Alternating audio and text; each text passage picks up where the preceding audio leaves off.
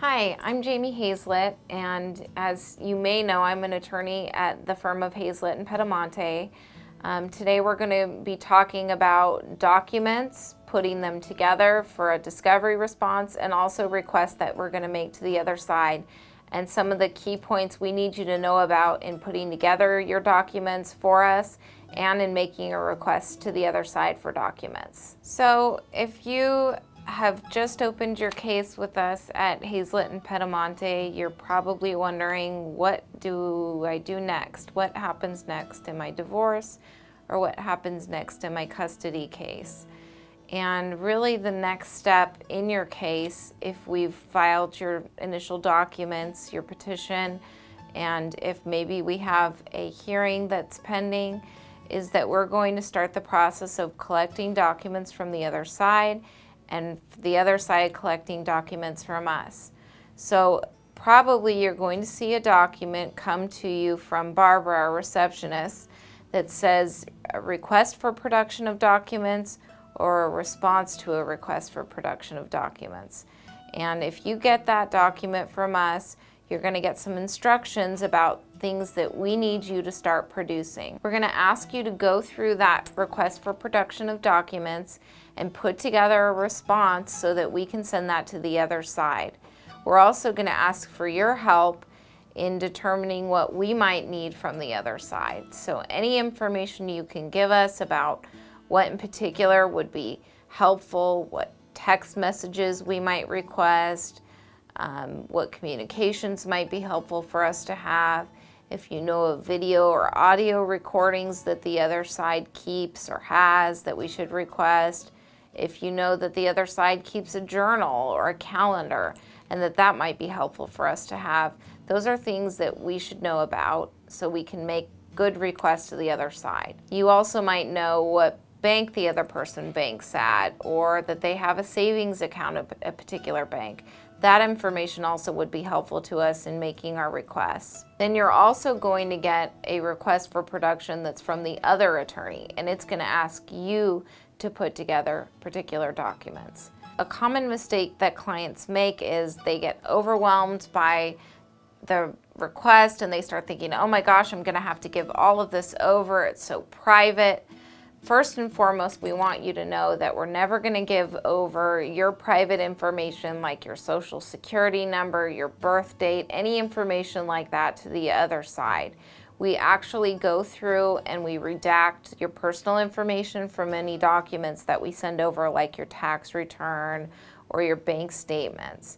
And in fact, you are more than welcome, if you would like, so that you don't have to be charged for that time, to go through the documents yourself and redact all but the last 4 digits of your accounts, or to redact your social security number and birth date completely. Another common issue is that clients will see the request themselves and they'll start thinking, oh my goodness, this is all going to get handed over to the other side. This doesn't seem relevant to what we're even doing here.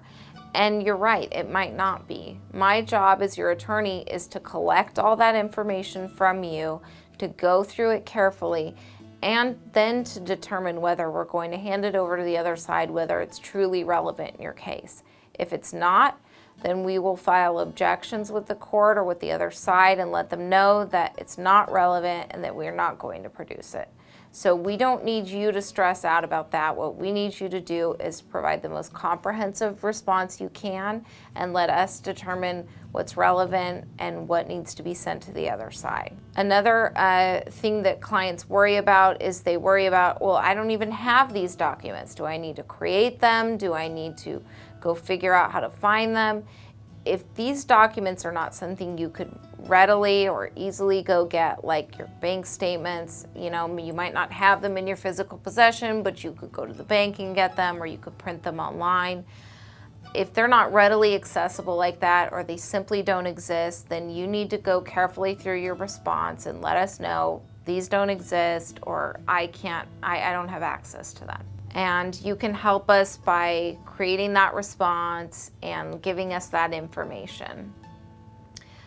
Finally, kind of a common mistake that clients make is that they'll go through the document that they're giving to us and they'll start writing notes on it. So they'll want me to know, hey, this is his account, and look, he's purchasing this, or look what he's doing here, or this is his income from this month, or this is her income from this month.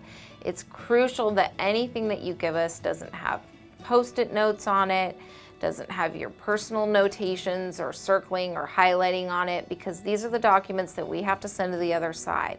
And if they have your personal notations on them, we're going to have to spend staff time and your money going through these documents and removing your notes, removing your Post-its, and copying them for the other side. If you think there's something important that you want me to know, or Jake to know, our discovery clerk, about your documents, then you need to make notations separately and either give me one sheet that's at the top of your discovery response of everything you want me to know, or send me a separate email so that I know the context of the notes and the documents that you're providing to me. Another common mistake that parties will make is they'll bring us their original documents. We do not want to be responsible for your original documents, especially things like tax returns, bank statements.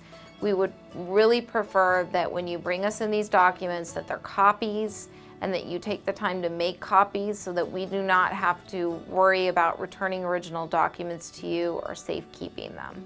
Other than that, if you can follow the process that Jake, our discovery clerk, describes to you, and get these documents back to us in the time that he's given you to do that, then we should have what we need to prepare for trial, and we should also have the information we need so we can make sure we get the documents we need from the other side.